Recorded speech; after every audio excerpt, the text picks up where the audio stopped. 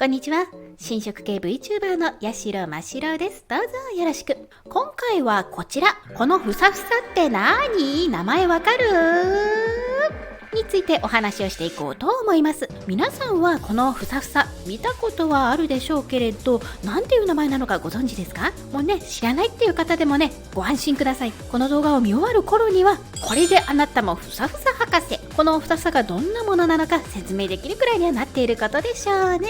一緒に参拝した人とかにね、ちょっとした小話とかできるかと思いますよ。私の動画では神社に関する説明を短い時間でしておりますので、興味がある方はぜひチャンネル登録してください。それでは行きましょう。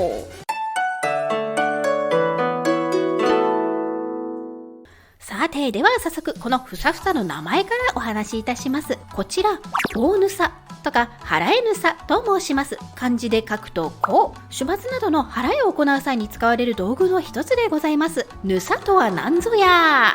こちらの大ぬさのぬさ、このぬさというのは神様に捧げたり、また払いを行う際に使う麻や紙などのことです。で、この王というのは微称です。お祓いをする道具には他に切りぬさや小ぬさというのもあるんですけれど、この2つにもぬさというのがついておりますね。切りぬさ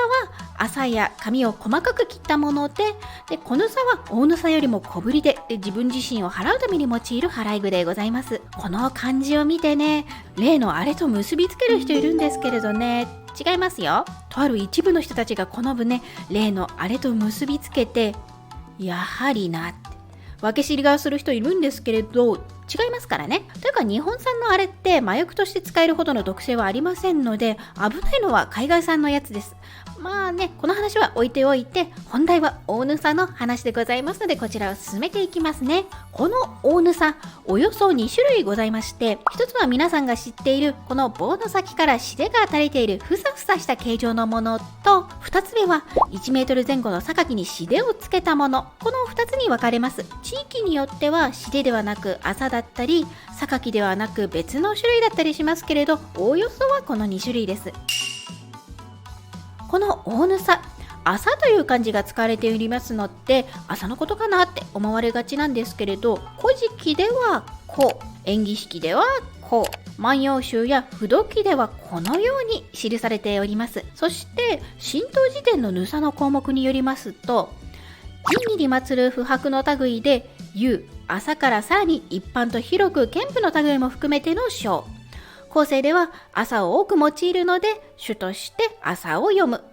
あります。なので麻という漢字を使ってはいても、麻だけを使っていたわけではないんです。紙のしでにしても釉の代わりに使われたとも言われておりまして、この釉というのはコットンの木綿ではなく楮麩などの人皮繊維の布を指したそうです。で、楮は和紙の原料でもございましたので、紙、しでになったという説がございます。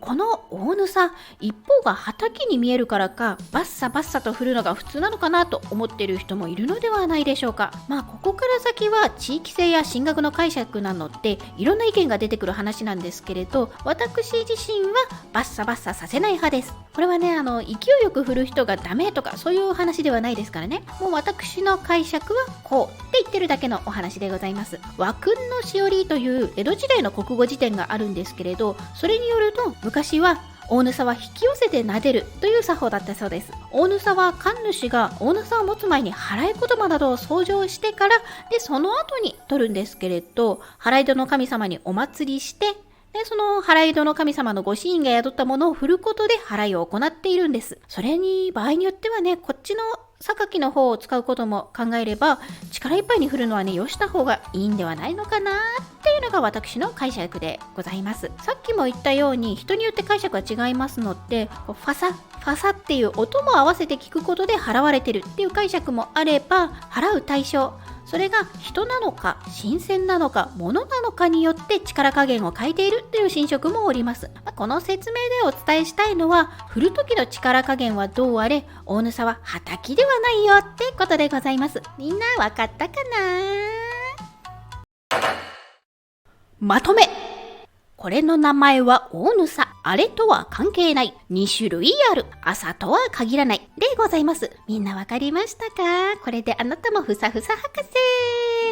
というわけで、それでは今回はこの辺で。これからも神社に関する動画を投稿してまいりますので、この動画勉強になったわーって方は高評価、チャンネル登録をお願いいたします。高評価を押してもらえると YouTube さんがいろんな人におすすめしてくれて、たくさんの人に動画が見てもらえるようになるので、あなたの高評価とチャンネル登録ぜひお願いします。